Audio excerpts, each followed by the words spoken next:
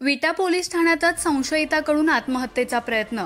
प्रकाश शिवाजी चव्हाण असा आत्महत्येचा प्रयत्न करणाऱ्या संशयिताचं नाव।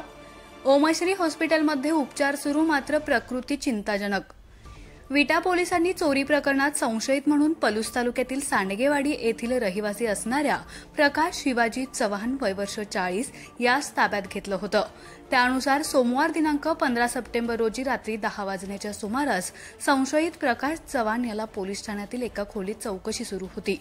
यावेळी पोलिसांची नजर चुकवून संशयित प्रकाश चव्हाण याने या खोलीतील उपकरणाची वायर गळ्याला गुंडाळून जोराने ओढून आत्महत्येचा प्रयत्न केला। या प्रकारानंतर संशयित प्रकाश चव्हाण याला तातडीने विटा पोलिसांनी विट्यातील ओमश्री रुग्णालयात दाखल केलं आहे। तर पोलीस ठाण्यातच गळफास घेऊन आत्महत्येचा प्रयत्न करणाऱ्या संशयित प्रकाश चव्हाण याला ओमश्री हॉस्पिटलमधील अतिदक्षता विभागात दाखल करण्यात आले असून त्याची प्रकृती चिंताजनक असल्याचं समजतं। या घटनेनंतर पोलीस निरीक्षक धनंजय फडतरे यांच्यासह पोलिसांनी ओमश्री हॉस्पिटलमध्ये धाव घेतली।